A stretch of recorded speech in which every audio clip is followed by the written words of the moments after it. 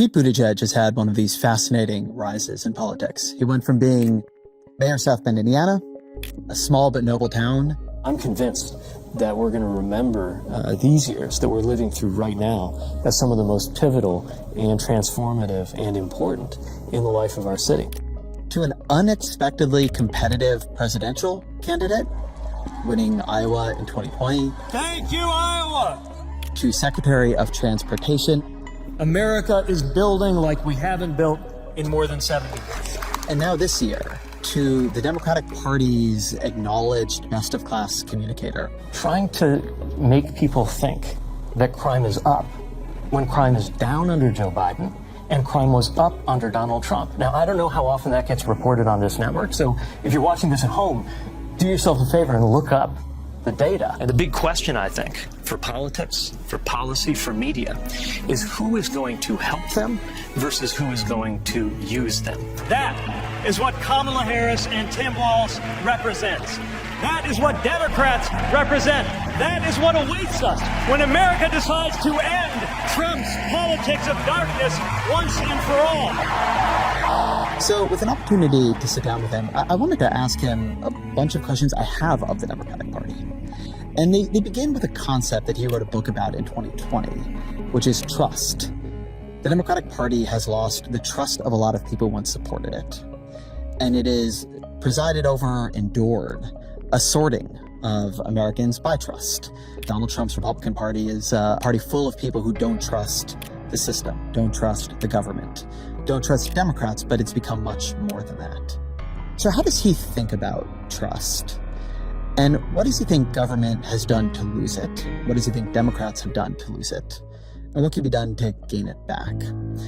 I should say there is a rule, a law called the Hatch Act, that keeps members of the government from campaigning in their official guise, which is fine. The strange thing about the Hatch Act, though, is it goes the other way, too. When you're in personal mode, or the mode in which you can campaign, you cannot talk about your official job. And so in order to talk with Buttigieg more widely, I was not able to ask him a number of questions I would like to ask him about his work as transportation secretary. But given that, we had, I think, a pretty fascinating conversation. As always, my email, ezrakleinshow@nytimes.com.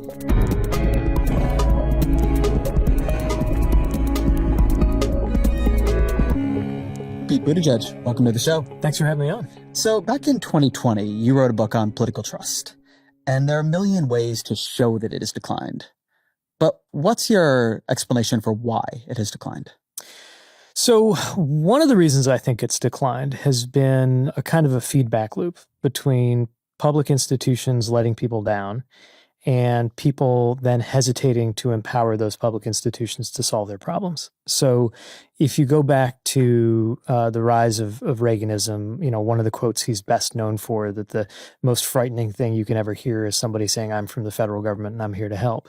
That generation of conservatives, when they took power, didn't just believe that government was the problem, his other famous saying, right? Government is the solution, government is the problem. But they also stripped away a lot of the capacity of government to solve problems. That becomes, I think, a feedback loop where if you're looking around and you're seeing, crumbling infrastructure or widening inequality, you might think, oh, the government sucks at fixing these problems. And then the next time you're being asked, for example, in the course of an election to vote for a candidate who's going to make sure there's enough funding going to the government, you say, I'm not going to put tax money into the government. Government sucks.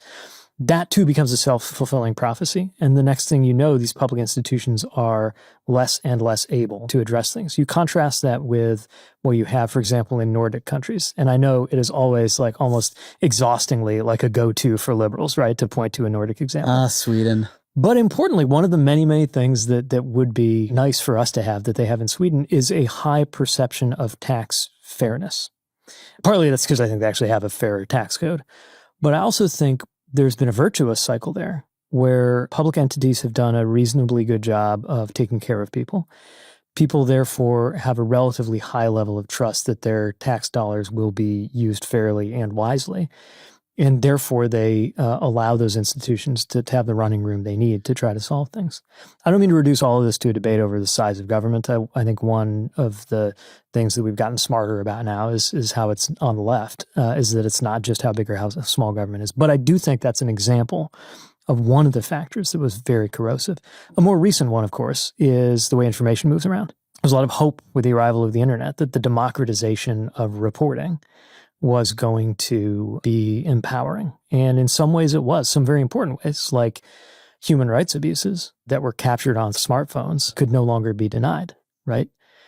On the other hand, what we didn't think about was that the editorial function of identifying what is true or not true, what is newsworthy or not, is dissolved or non-existent in those same online spaces, which meant that lots of different things, some true, some false, some worth attention, some questionable, were all kind of put into the same swirl and got imbibed as if they were all the same. And I think that's another example of something that's led to this world we're in now, where people don't even trust that we're in the same factual reality as one another. So let me take these explanations in turn. I would take the first one as a policy feedback theory, right? Bad policy creates negative trust. Good policy should create positive trust. I would say I believed something more like that at the beginning of the Biden era and watched a bunch of policies that I would have thought would have created, even just for themselves, feedback loops, like the child tax credit expansion, not quite work. I was thinking about this week because in the American Rescue Plan, the Teamsters got a big helping hand. And they just declined to make an endorsement in this election, declining to endorse Vice President Harris for the first time in modernity. And that's putting it mildly. I mean, their pensions were saved by Joe Biden and Kamala Harris. So if you would have thought that policy feedback loops would work anywhere, you save the Teamsters. The Teamsters like Joe Biden and Kamala Harris better would have been about as tight a feedback loop as you could imagine. And it didn't work. And the description or the reason the Teamsters gave for not making a national endorsement was that their membership is sort of heavily pro-Trump. So how does something like that fit with the theory that people are responding here to whether or not policy seems to be helping them? Well, part of it, an unsatisfying but I think very true answer, is time. These things don't happen that quickly. The child tax credit can take effect very quickly. And the astonishing results in terms of the swift reduction of child poverty showed that some good policies can also work very quickly. But that doesn't mean that it soaks in to where people award political credit for that very quickly, or even embrace the policy that was helpful. And one good example, maybe the best example I can think of on this, on how there was in fact a policy feedback, but it wasn't quick, has to do with the Affordable Care Act. Now, I cut my political teeth running for an obscure statewide office in 2010. I was running for state treasurer in Indiana. And that's one of those races where your prospects pretty much depend on the generic rising or falling of your party. And believe it or not, it didn't seem insane to run as a Democrat in Indiana in 2010 because in 2008, Barack Obama had carried Indiana. Yeah, you had Evan Bayh as a senator. Yeah, don't get me wrong. I knew it was uphill even then. But, of course, I got clobbered. Every Democrat, just about, in any even remotely competitive area, let alone a reddening state like Indiana, was clobbered. Because in 2010, the Affordable Care Act was absolutely toxic to us Democrats. It was the issue that cost many Democrats the election. By 2018, the ACA was actually the winning issue for Democrats. So much so that when Kamala Harris challenged Donald Trump over his attempts to destroy it, he was avoiding his own commitment to what was very much his own policy, right? He definitely wanted and tried to undo the Affordable Care Act and get rid of all that. But it is now politically dangerous for him to admit it. So 8 years is a long time, and it's not a long time, right? I think it's not a long time for a major policy issue to flip its political valence. It's not a long time for an important policy to bear enough fruit that people appreciate it and then are protective of it. But, you know, it's also too slow for those who, you know, including members of Congress who helped get the ACA passed, to live to tell the tale. Here's a question that may seem unrelated on trust, but I think is actually related. So Robert F. Kennedy Jr. ran for president this year. He dropped out and endorsed Donald Trump. What do you make of that run and of that endorsement? Well, weird doesn't even begin to characterize how I view that campaign. I think the endorsement is less weird, actually, because, there's an appeal to anybody who kind of wants to burn it all down. Is probably a crossover Trump / RFK Jr. voter. And in particular, there's a particular flavor of conspiratorial style that I see that they have in common, which is a conspiracy theory is introduced by somebody saying, they won't tell you this. Don't trust them. They don't want you to see this. They're not reporting on this, but I'm going to tell you. Which ironically is saying, like, you can't trust anybody else, but you can sure trust me, which should, make you skeptical immediately. But that style of saying, I know something that the establishment doesn't, and they're lying to you, in RFK's case, most famously about vaccines. And of course, again, there's a lot of crossover here, right, between his famous anti-vax stances and what you get in Trump world. But there's that same kind of affect. And it is a little bit post-policy. I don't know how much they align on policies, really. Actually, with each of them, for different reasons, it's hard to pin them down on policy. But I do think in that sense it was natural. So I think that's right. And it gets at this other dynamic. So two things to me have happened with trust over the last couple of decades. One is that it's gone down, the kinds we're talking about. The other is that it is sorted. So you used to have what I would call low trust in the system voters in both parties. And RFK Jr. was a recognizably left-wing version of that. Mm-hmm. They don't believe in vaccines and GMOs, or corporations are taking everything over, maybe can cure cancer with vitamin C, that kind of thing. And you had the right-wing versions of this, like going all the way back to the John Birch Society. But you had a bunch of them on both sides. And something that Donald Trump seems to have set off in politics is a realignment. My friend Matt Iglesias calls it the crank realignment. And so now you have RFK Jr. moving over to the right. It's not that he's on policy a right-winger. He doesn't want to necessarily get rid of Medicaid. I guess I don't really know his position on Medicaid. Maybe he does. Asked him. Yeah, I've not asked him. It's a fair point. But there's this clustering of higher trust voters in the Democratic Party, voters who believe in the system, and lower trust in the Republican Party. What does that do to politics? I think that sorting is kind of unique to this moment. I don't know that it's durable. In one sense, it's the most natural thing in the world for the more right of center party to be anti-government, and therefore, if the establishment means government, for you to be skeptical. But when it becomes any institution, including your county-run election administration, which is literally being run by your neighbors, or to move outside of government, kind of any medical academia saying, hey, these vaccines are working, or anything else, then I think it becomes a lot more dangerous and corrosive. And again, I think it puts us back in this world where people kind of have their own realities or their own facts. And if there aren't some agreed on, trusted arbiters of some of this, whether it's in the press or in the academy, it's less likely to be in government. But one reason we have certain importantly non-partisan institutions in government, like the judiciary is supposed to be, is for this reason. You lose that, whether it has a partisan valence or not, it's bad news. So this may be a good time to bring in your occasional foil, J.D. Vance. There's just today, I guess, reporting that you are playing J.D. Vance in debate prep with Tim Walz. As you've spent time trying to get into his head and into his demeanor, what have you come to understand in him or believe about him that you didn't before? Well, I think he's somebody who is a product of the Midwest, but after trading off of that Midwest identity, is now, in my view, promoting policies in a ticket that would be really harmful for the industrial Midwest. And so I'm thinking a lot about this kind of what I consider to be a faux populism, this space he's carved out, where he achieves a certain credibility by criticizing both parties, saying that Democrats and Republicans in the past have gotten things wrong. But then all the prescriptions he seems to be ready to vote for or act for are things like undercutting your right to choose or tax cuts for the rich or a lot of other things that I think are objectionable about just good old-fashioned Republican policy. So I'm just thinking a lot about how to penetrate that veneer. But that doesn't let you play him. I guess one thing I'm curious, the reason he's a curiosity to me, I knew him a bit. He was on my show back in 2017, back in an earlier guise. I've watched a lot of politicians in the Republican Party go from being Trump haters to Trump supporters or something beyond Trump supporters. He's really the only one who I've watched his whole temperament and personality and way of talking and being and moving through the world change. Ted Cruz had Ted Cruz's personality in 2010 too. Right? He was not well liked by his colleagues. Marco Rubio is much friendlier to Trump now, but same sort of guy temperamentally. J.D. Vance went through a temperamental overhaul. He became angrier and resentful and contemptuous of the people who disagreed with him. Also, at the same time, that things were going really well for him personally, right? It's not like he was vastly rejected by him. He was a bestseller. He was the toast of the town.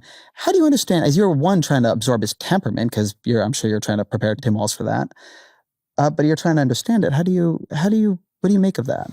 I've certainly seen a lot of Republicans, especially my generation's Republicans, go through some version of this evolution. Although you're right, I think it's more dramatic in his case.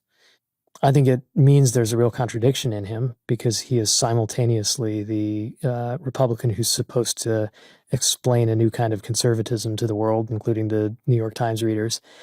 And he's supposed to embody this kind of angry populism and this kind of facts don't matter nihilism of what Trump represents, even though he eloquently called it out before he got on board with it.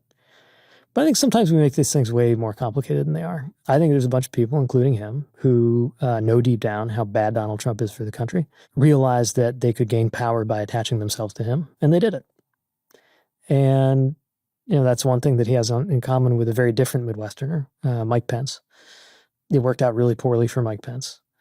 And that's part of why it's going to be J.D. Vance sitting on that stage. A big part of the J.D. Vance theory of the world now, theory of politics, you see this in Project 2025 too, is that you, have captured the institutions, right? Captured the government particularly. And that the thing that the MAGA movement needs to do, which is now sort of laid out in much more detail in something like 2025 than it ever was in President Trump's first term, is that they're going to march through the institutions, break them, rid them of the deep state, of the liberals, of whatever, and get them back. J.D. Vance once called this de-Baathification, working off of what America did after the invasion of Iraq. And an interesting analogy. But this is a sort of promise to the low trust voter. You think the system is against you. You don't trust it.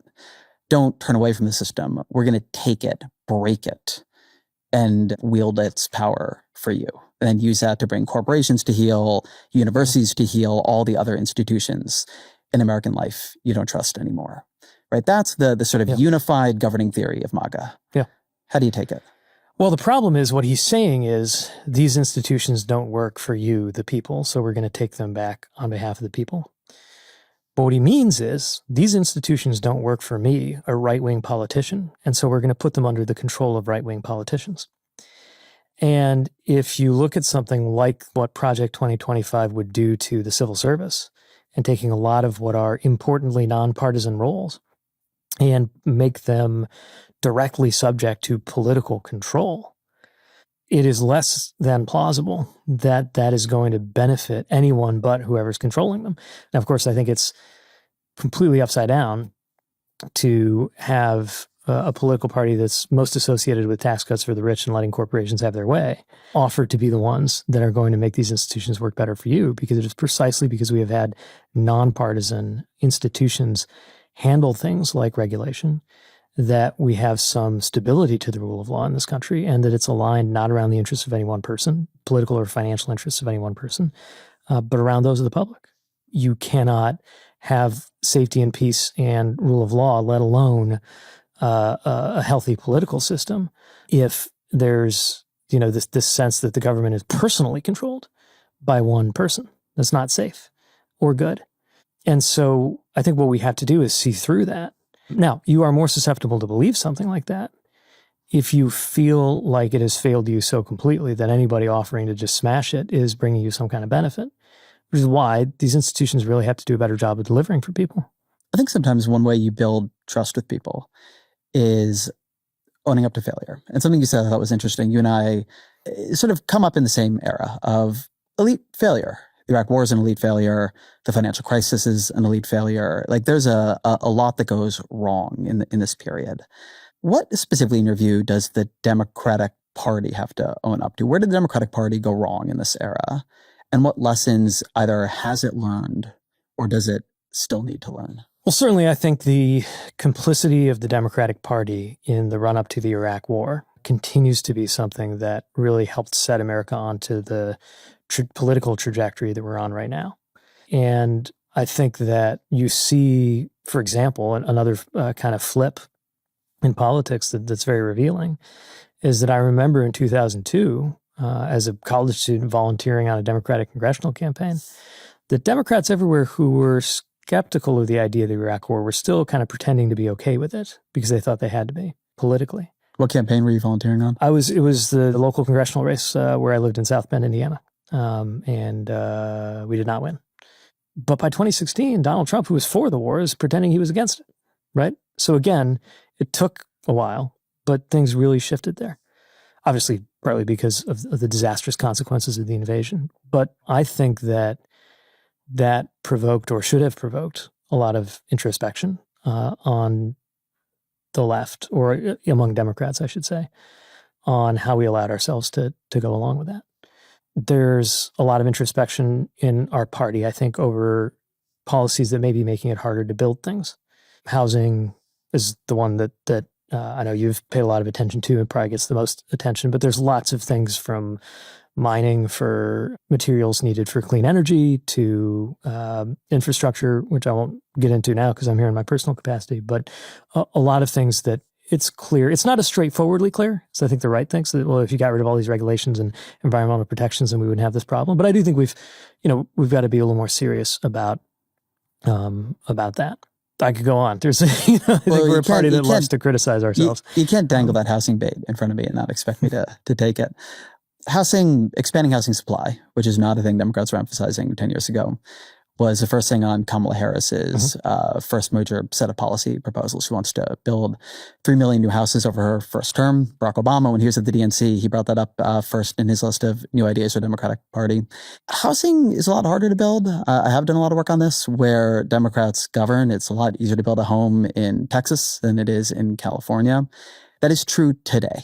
Right. Gavin Newsom is the governor of California and has passed a lot of pro-housing legislation. It is still harder to build in California than in Texas. Why? What did Democrats get wrong here? Well, I don't want to make this out to be just a Democratic thing, right?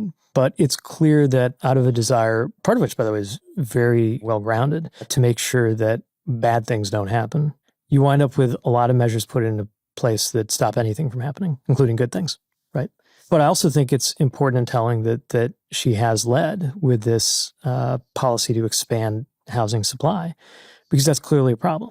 And one thing that I think is especially important about this moment, and I think also characterizes what I would think of as Bidenism, is a willingness to meet a big problem with a lot of ambition and a belief that if you get it right, good government can be part of the solution. There's been a tremendous amount of energy in the Democratic Party, in the Biden administration, to build more clean energy by creating subsidies, tax credits, making sure people know there'll be a market for this. If you build it, if you design it, creating innovation hubs. If you can spend money to create energy, we are doing it. And it's having an effect, a big effect. And I support that hugely. This question of Democrats and maybe the government in general has made it too hard to do good things in an effort to stop bad things. Not a lot has happened on that side. There's not been permitting reform passed. There's not been major changes made to things like the National Environmental Policy Act. There's a lot of housing talk, but there's not been much done on deregulating housing. This seems like a thing that is sort of winning intellectually much more than it is winning at a policy level. And when I report on it, it's because people are inside among Democrats very uncomfortable with this still, right? They don't want to unwind this. They are very worried, again, understandably, about bad things happening. So in terms of managing something that has been a bit of a failure, like what are the steps Harris could take if she were president, or just it should be taken in your view as a private citizen? Well, I think part of it is resources matter, right? That's why she's proposed resources going into that. I don't want to dismiss how fundamental that is. But yes, for that to work, you also have to have policies that accompany that.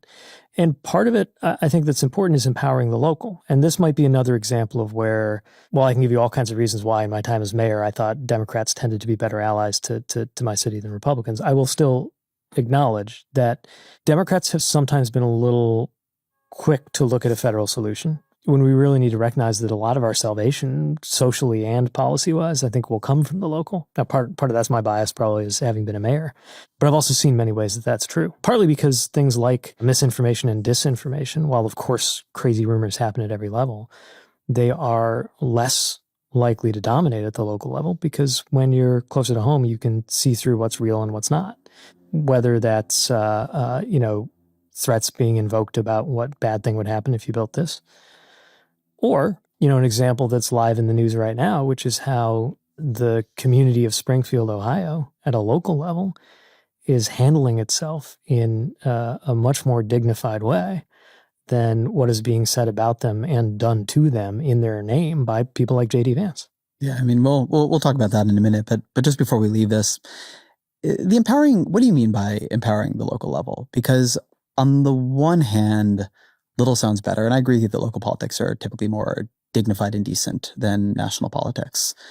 And on the other, when you think about what makes it hard to cite transmission lines, what makes housing hard, it's often decisions local governments are making fully rationally, right? Maybe you don't want to be the city where the solar farm is placed. Maybe you don't want to be the city where the transmission lines go through. Maybe you don't want the big multifamily units going up near you. So you see in a lot of places, governors trying to take power up to the state level, right? Trying to make more of the decisions, state decisions rather than local decisions. So on the one hand, there's this tendency in politics to want to empower local government. A lot of these decisions are local. And on the other, when I look at this, I often see the problem is that these decisions are extremely local. And so the governor of California, the governor of Maryland might need for their state to have a lot more homes built or clean energy built. But for each individual city, they don't want it in their city. They want it in the other city. Yeah, I mean, in that sense, it can seem like a classic collective action problem. I guess my point is if there is a local obstacle, there's more choices on how to handle that than just to ram it down the local community's throat. And one of them is to adequately set a table where mitigations or trade-offs can be set so that a local community, if it's really being asked of them to swallow something that's difficult for them on the one hand, can be made better off on the other hand, in a way that's also consistent with the bigger thing getting done. Vice President Harris has said that what she wants to build is an opportunity economy.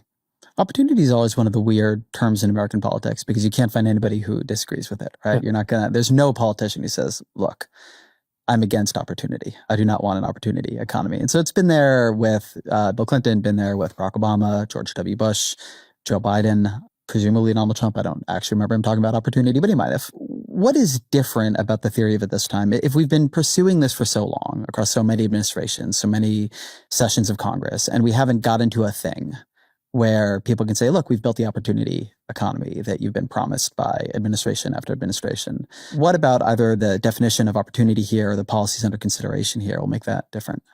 Well, I'll tell you the yardstick I would use to see if we're getting to the thing, and it's social mobility. The kind of mathematical definition of the American dream, if it can be reduced to that, is the likelihood that you're going to wind up better off than you started. If you were born in 1945, there's a 90% chance that would be true. For someone your age or my age, it's a coin flip. Changing that is, I think, the best indicator that this is an opportunity economy, that this is an opportunity society.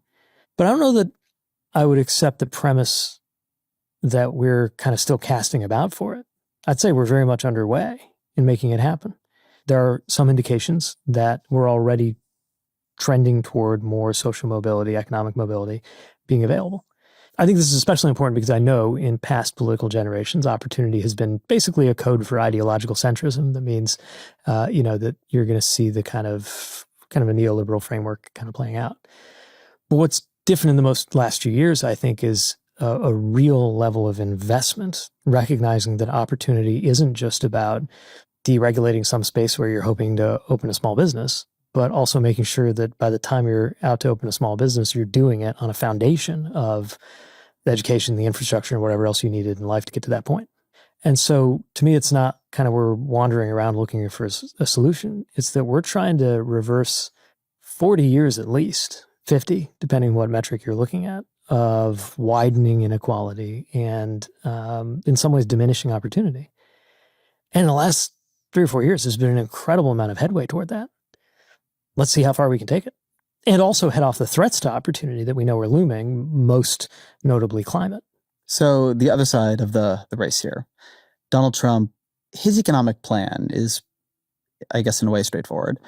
It's a universal tariff of 10 or 20%, depending on when he's speaking, on any imported goods from any country, and a 60% tariff on goods imported from China. His argument, made in the debate, made in different speeches, is that Americans won't pay that as higher prices. That will be other countries, companies in other countries, giving us money, sort of like a tax. That'll fill our coffers.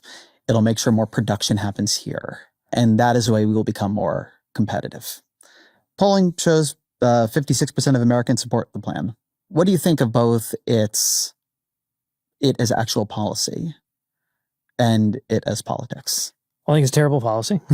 And I think that Americans will be less supportive of that as they do the math about the estimated $3,900 a year in cost that a typical family might face if he got a chance to implement that policy. But just as importantly, in results terms, we need to be talking about, my party needs to be talking about, why it was that there was a manufacturing recession on his watch, before COVID, by the way, and what it means that actually jobs are coming back to the United States in manufacturing right now.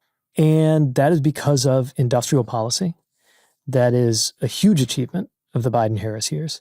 And it is just getting started. I can't tell you how many places I have seen where, think about where I grew up, South Bend, Indiana, still in some ways trying to recover from the loss of the Studebaker Car Company in 1963.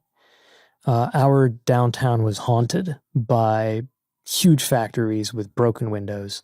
The biggest investment that I'm aware of happening in my lifetime, up until recently, was about a $1 billion investment in a steel plant on the west edge of the county. That was such a big deal that even though it happened in 1990, people were still talking about it, and many economic development professionals were still kind of making their name on it 20 years later when I became mayor. Right now, there is a $3 to $4 billion investment in electric vehicle batteries going on right next to that steel facility. There's an $11 billion Amazon Web Services data center being built a few miles from there, and another one going up that Microsoft's putting in that I can't even remember how much is being invested. So collectively, an order of magnitude beyond anything we had seen since the Kennedy administration. Those are the kinds of things that he is falsely saying would be delivered by his all tariffs, no investment strategy. So behind the all tariff strategy is a theory, and I think it's consistent in Trump and deep in him, but now sort of more broadly shared by the MAGA movement, which is a very zero-sum theory of how the economy works. We are in competition with other countries for factories, for jobs, and the way to win that competition is to tilt the field against them. Yep. The sort of trade theories of Trump, which go even beyond tariffs, kind of have a similar view of it. And so there's a zero-sum competition between native-born workers and immigrants for jobs, for wages, when J.D. Vance is not just being racist about Haitian immigrants in Springfield, Ohio. What he is saying is that they're taking away the jobs, they are raising housing prices. There's a theory about the tariff, which is that this is an old strain in economics and in politics. But I'm curious what you think about, I guess, it and its appeal, because I do think it's sort of intuitive to people that we're in different kinds of competitions. People do look and they think, well, yeah, if an immigrant gets this job, I'm probably not getting it, or somebody else is not getting it. Or if another country gets a TSMC semiconductor factory, we're not getting it. Like, how do you answer the intuitive appeal of zero-sum economics? And so somebody who understands, like, this is a dog-eat-dog competition has the economy right. Well, look, two things can be true at the same time. One is that there is competition between us and other countries. And the other is that it isn't zero-sum. And I do think another thing that really cost a lot of trust in places like where I grew up is we were told, look, just go along with all these things that are positive sum. The pie will get bigger. Don't worry about your slice. It'll definitely be bigger because the whole pie is going to get bigger.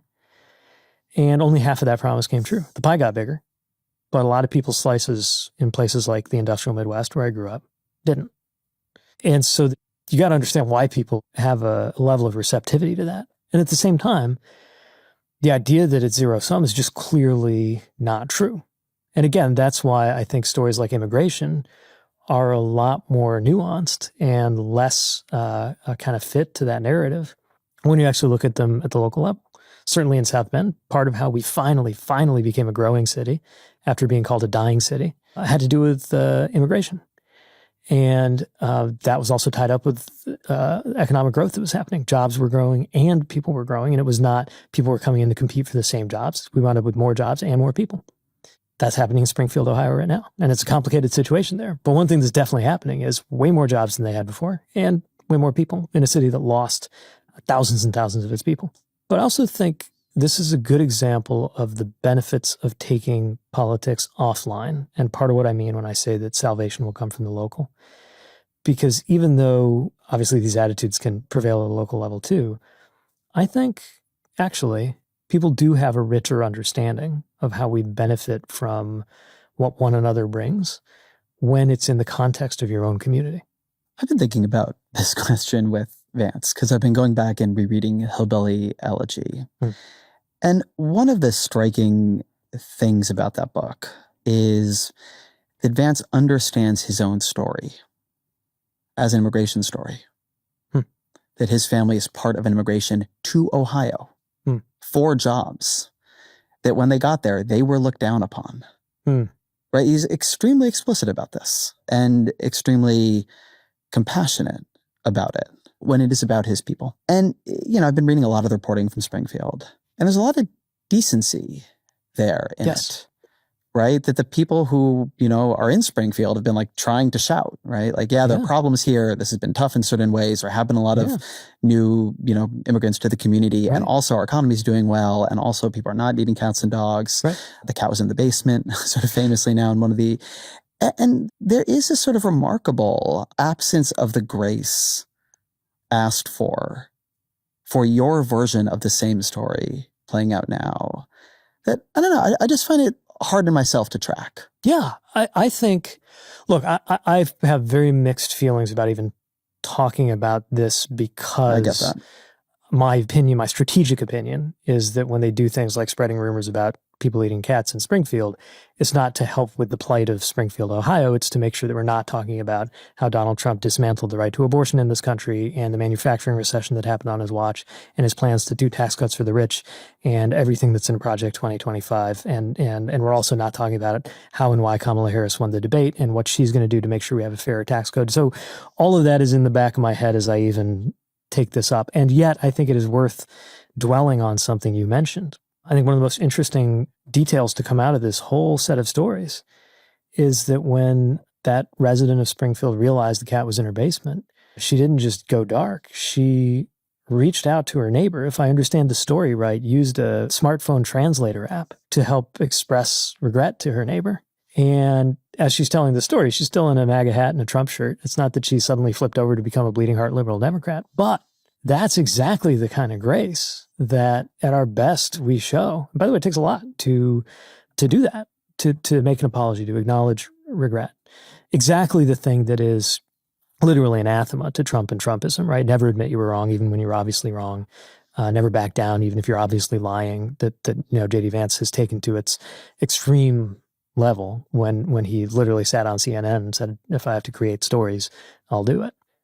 But I think what happened there, that grace, that humanity, is incredibly important because in our actual lives, these things are complicated. It is true that Springfield is growing. It is true that their economy is growing. It is true that their population is growing. It is also true that with thousands of new arrivals there, not because they are immigrants, but because they are people, there are a lot of people going to the hospital and enrolling in schools that were not designed to take that big of a shift in a single year or a couple of years. It is not true that disease is up or crime is up. So it's complicated. But what you didn't hear from J.D. Vance is what I think an earnest politician would do, which is say, people where I live, some of my constituents had this problem, so I went and got them help, right?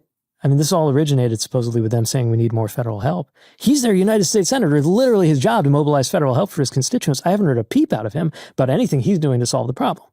Because, of course, his purpose is not to solve the problem, is to use the problem. And that's a pattern we see again and again and again in how Trump Vance deal with any issue, from immigration to any of the others. And yet, that decency is there. And there's even a part of me, and I admit that this sounds optimistic, but there's a part of me that wonders when the breaking point will come, as it always does, when there is a vulnerable group set out to be targeted, set out to be hated, feared, discriminated against, subject to random violence.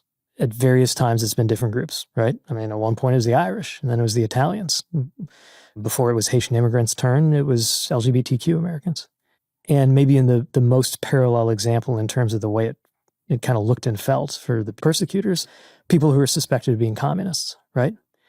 And then something happened, and it's not really clear what exactly changed, except after years of everybody being on the hunt for communists, one day, Joe McCarthy's out there sputtering about communists everywhere.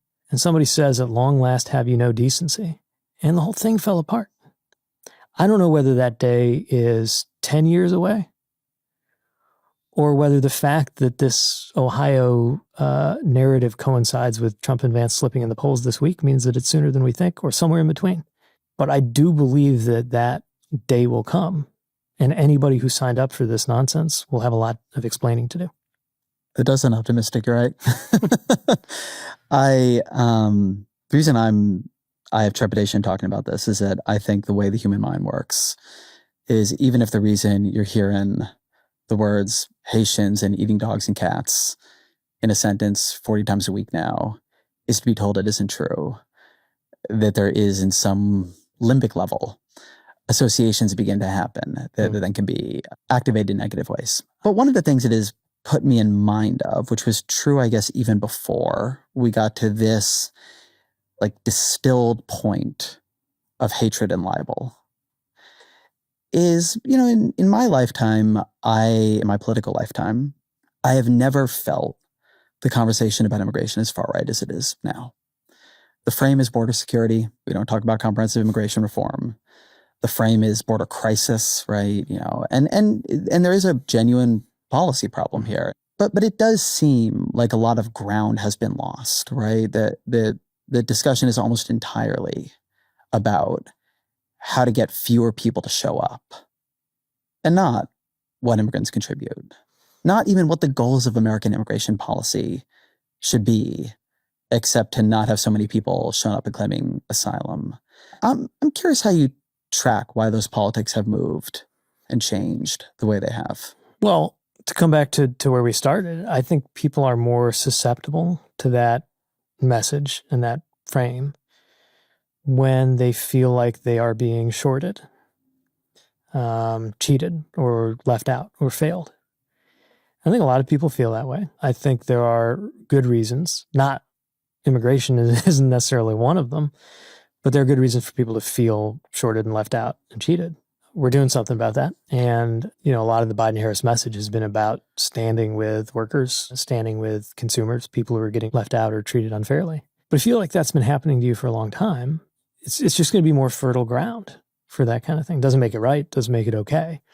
But it's one of many, many reasons why lots of different problems, including social and political problems, open up when you allow inequality to widen, as America has done for a half century. And perversely, in my opinion, sometimes that inequality leads to resentments that lead to politics that empower politicians like Donald Trump and J.D. Vance, whose policies will definitely make that inequality worse. And yet, it's a clear result of allowing that corrosion to happen in the first place. Obama sort of reflected something. You saw it in Clinton in a different way.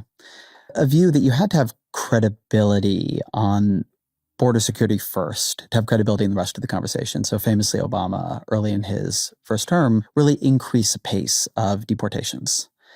And there was a lot of anger at him later for that, because there was a feeling that he did that to win credibility that didn't lead to anything. They were not able to pass comprehensive immigration reform, even though it did pass out of the Senate in 2013. And Donald Trump obviously swung things very far in an anti-immigration direction. And then the border under the Biden administration did see a huge, huge influx. We did see record levels of encounters at the southern border. But I guess one of my questions is whether or not this sort of old theory of this was right, that in order to be credible on the compassionate side as a Democrat, you had to first sort of be able to say, look, we take seriously that a country needs to control its own border. We take seriously security here. We take seriously what is wrong in our own system. And because you know we will do that, you can trust us on this other piece. In some ways, it feels to me like what is happening now under Biden-Harris is an attempt with the Lankford bill, with the executive actions, to win back that credibility so a broader conversation can open again. Well, I think you do have to start by acknowledging a commonsensical view, which is not wrong or xenophobic, that the border ought to be secure. And that in a healthy system, you would have more lawful and less unlawful immigration.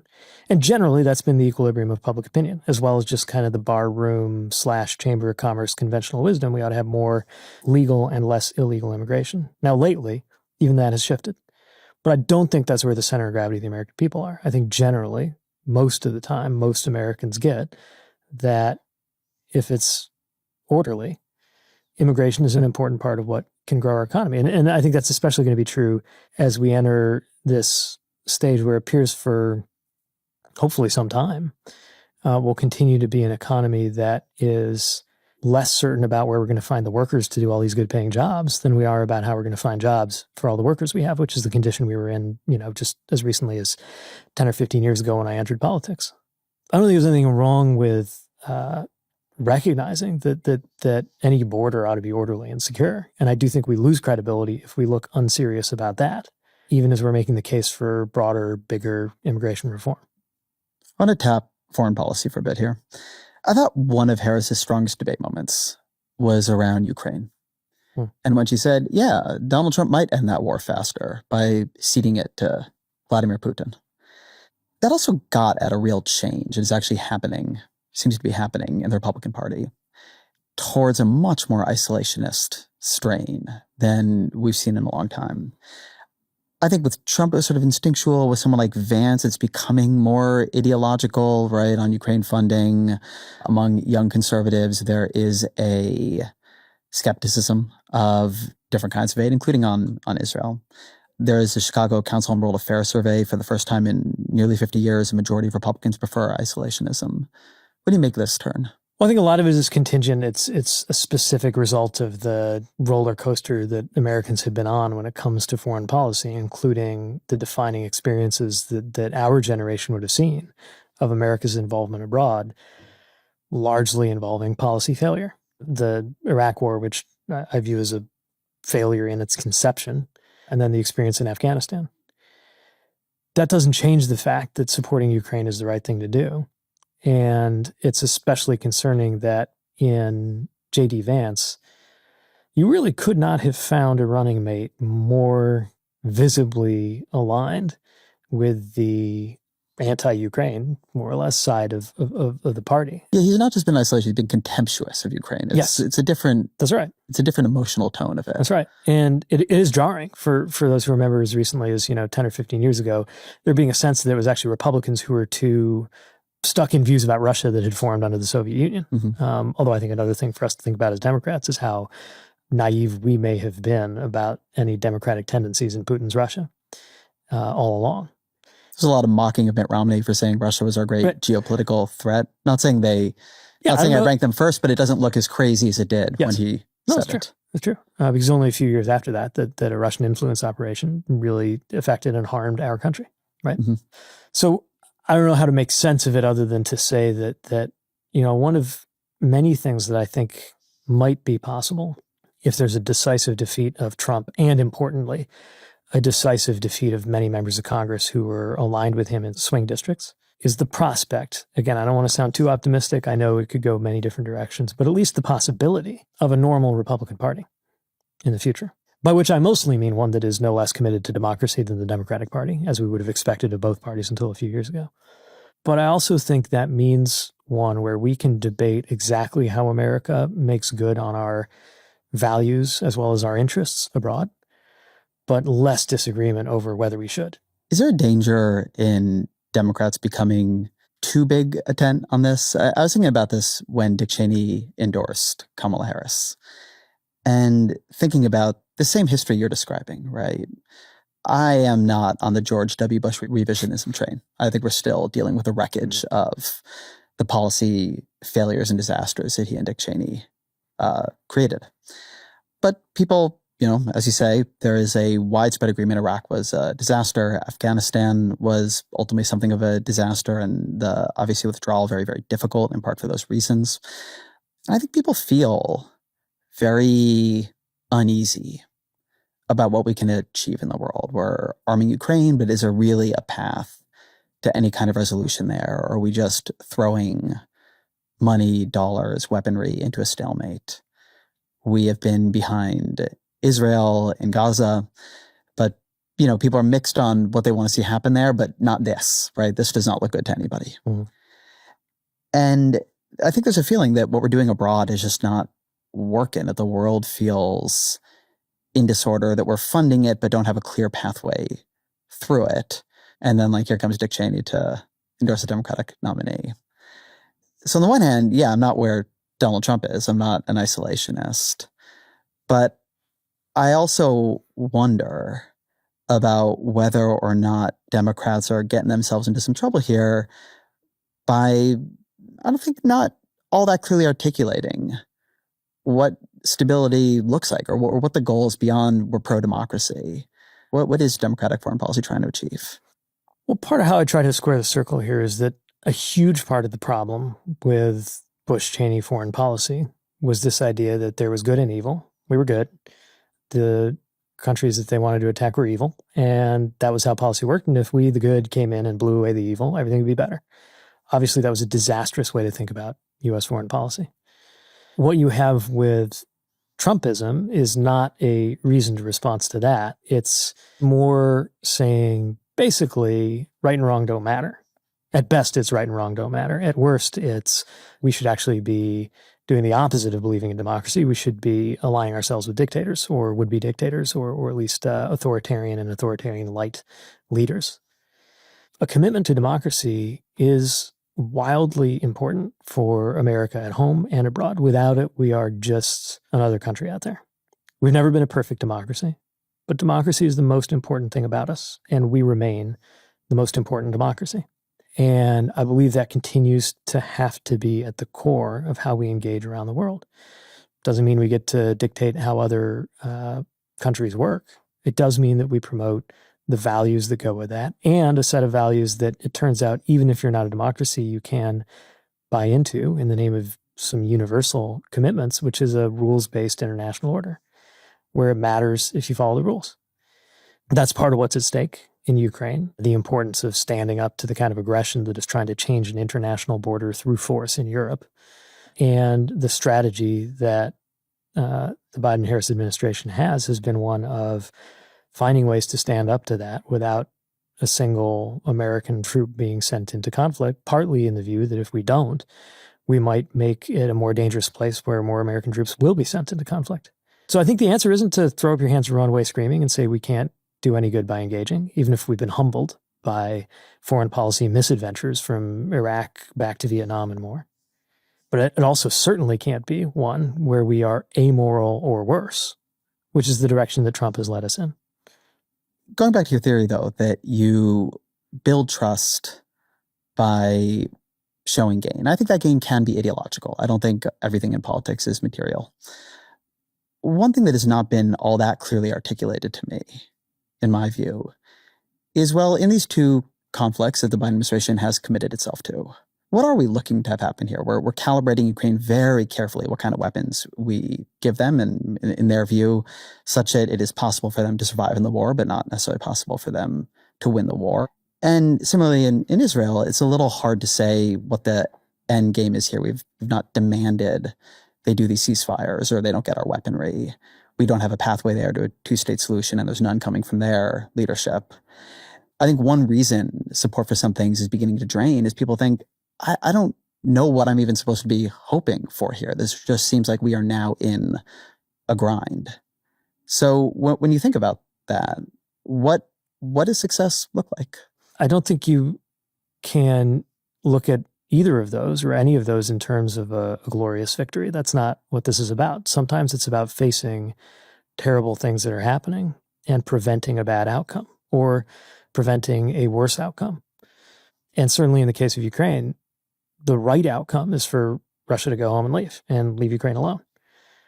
What actually happens next depends first and foremost on the Ukrainians themselves. But also what happens there and in so many other places depends on whether a freedom-loving world stands with them. Not because it will kind of easily or automatically lead to some simple outcome that anybody would have asked for. Remember, Ukrainians didn't ask to be the symbol of world democracy. They actively worked to avoid the struggle that they are in. But the question is, it's just not how do we go out and, this is not something that we created or wanted to create. It's when that happens, what do you do? Especially when it tests your values. There's a test of our values, and we have to meet it. As our final question, what are 3 books you'd recommend to the audience? I just read Jan Fosse, the Norwegian novelist who won the Nobel Prize recently. He's got a book, a really short book. You and the Scandinavians, man. I know. Somebody heard that I like Norwegian literature, asked me if I'd read this novelist who had become very famous with the Nobel Prize. I hadn't. And then I picked up this very slim, almost a novella called Morning Evening. And I'm sadly choosing a lot of books based on their size because I need books that can be read in one sitting sometimes, the way travel works. And I cannot remember the last time I was more emotionally moved by a novel. The first few pages, I almost gave up on it because, like a lot of Nordic writers, he's not really into punctuation and you have to commit to it a little bit. And then it wound up being this really affecting, it's hard to describe, but it's just this really powerful piece of fiction that really moved me. And it made me wonder if I would be moved in the same way if I read it when I was younger, or if it's because I'm a little older and have a family that meant a lot to me. I recently read Masha Gessen's book, The Future is History. It's the most helpful account I've seen of what happened in Russia and why Russia is now the way it is. And it's built out of narratives of people who are about our age, which maybe is why I found it more intelligible than Sovietology or just the kind of day-to-day reporting you read about what Putin's doing and who he is. Now on my nightstand, I've got a book called Mr. Churchill in the White House by Bob Schmuel, who's a scholar of American Studies that I know from Notre Dame. And just when you thought there couldn't possibly be another book about Churchill, I think somebody counted and there's literally like 1,000. It's actually a kind of interesting and sometimes fun read because it's a book that's specifically about the time he spent in Washington. So there's an interesting psychodrama of how he related to Roosevelt and Eisenhower. There's a fascinating description of just how executive power worked back then that's really interesting to compare to how the interagency works today. And then you just try to transpose it to where we are, and you imagine if Zelensky was just moving to the White House for a while and kind of roaming the halls in his slippers, and you just think about how much time has changed. So I'm just getting into that, but it's a pretty good read. Pete Buttigieg, thank you very much. Thank you.